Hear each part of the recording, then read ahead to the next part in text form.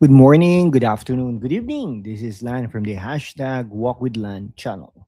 Welcome and welcome back to our channel. Okay, huh?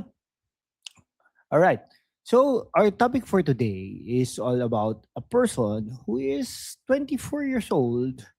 Okay. And he's located in the heart of Quezon City. A young Filipino did something most people only dream about. At just 24 years old, he walked away from his day job, not because he was earning six figures, not because he won the lottery, but because he finally got crystal clear on what financial freedom really means. This is his honest story, and every single step he took. Um, Works right here in the Philippines in 2026. Whether you are in Metro Manila, Cebu, or Davao, Pampanga, Tarlac, Nueva Ecija, Aurora, you stick around for a couple of minutes because by the end of the day, you will know exactly how to follow his path.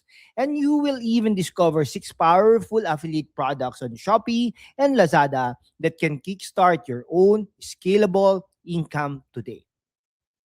He didn't start with money, he started with belief. Most Filipinos quit before they even begin because they deep down, they think financial freedom is only for the rich kids or those who get lucky. He used to think the same thing while riding the MRT every morning, squeezed between strangers, dreaming of a life without alarm clocks and bosses. Then one night, he watched a simple video of an ordinary person who made it. That tiny shift changed everything. He told himself, if they can do it in the Philippines, so can I. That belief became his fuel.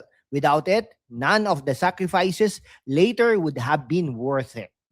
Okay, huh? No, now, more money was never enough. He sat down one weekend with a notebook, the exact kind of budget planner journal you can grab on Shopee for under 300 pesos, and asked himself the hard question, why do I want freedom?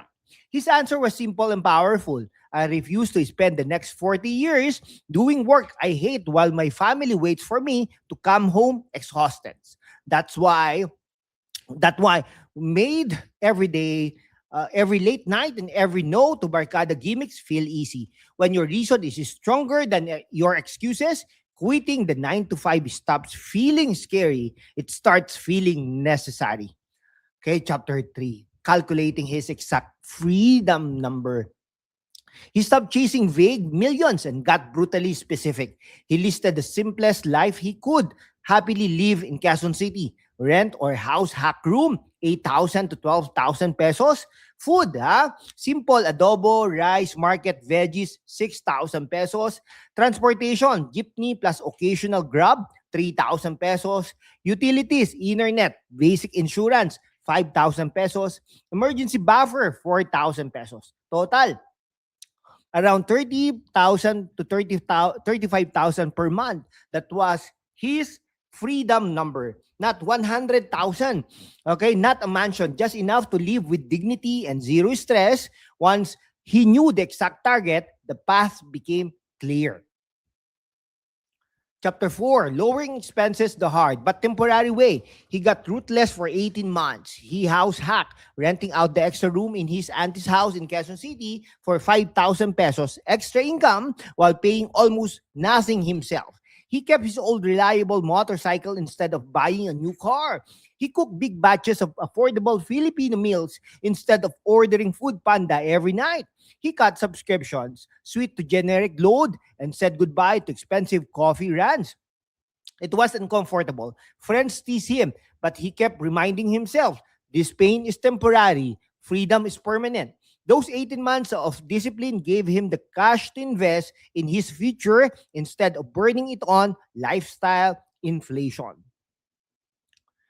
Chapter 5, building a scalable skill that actually grows.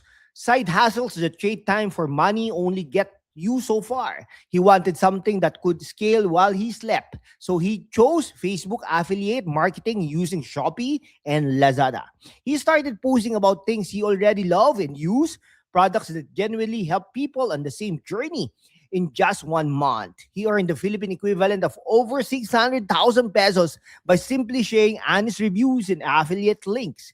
Here are the exact 6 products that he promoted that viewers are still buying like crazy in 2026. All available right now on Shopee and Lazada with affiliate commissions. 1. Wireless earbuds. Perfect for taking client calls while stuck in traffic or recording voiceovers for your own content. Portable power bank, fast charger, because nothing kills momentum like a dead phone when you are closing a sale on Facebook. Ring light and tripod set, the secret weapon for creating scroll, stopping videos that turn into affiliate sales. Ergonomic laptop stands. Keep your posture right during long hours, building your online business without breaking the bank. Resistance bands, home fitness key. Stay fit and focus without spending thousands on a gym membership. Number 6, budget planner journal, the exact tool he used to track every peso toward his freedom number. He simply posted real stories. Those wireless earbuds let me close deals while riding my motorcycle. Link into bio via Shopee. Viewers click bought and he earned commission, all while helping them move closer to their own freedom. No inventory, no shipping, no customer service, pure scalable income. Chapter 6, taking action before feeling ready. Ready. May naalala tuloy ako. Somebody kasi may nagpropronounce ng ready. Pero ready. He didn't wait for the perfect camera, the perfect script, or the perfect moment. He posted his first awkward Facebook video with his phone and a cheap ring light he bought on Lazada. Within days, the sales started coming. Action created clarity. Clarity created confidence. Today, that same young man lives life on his terms. No boss, no commute, full control on his time. So, here's your challenge right now, ladies and gentlemen. Write down your freedom number in the Philippines tonight. In Philippine peso tonight. Okay? Now, second, cut one unnecessary expense this week. Okay? 3, pick one of those 6 products on Shopee or Lazada.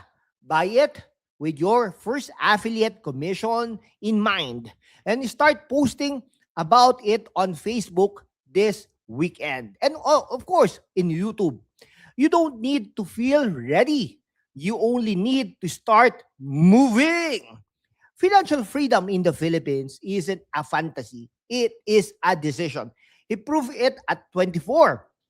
Now it's your turn. Drop your freedom number in the comment section.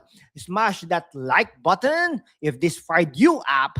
Subscribe for more real Pinoy success story here at hashtag Walk with Land YouTube channel. And don't forget, the 6 products I mentioned are tagged right here in the video and linked in the description. Grab them, promote them, and build your own freedom story. I will see you in the next one. You got this, kapatid. Mabuhay po ang Pilipinas.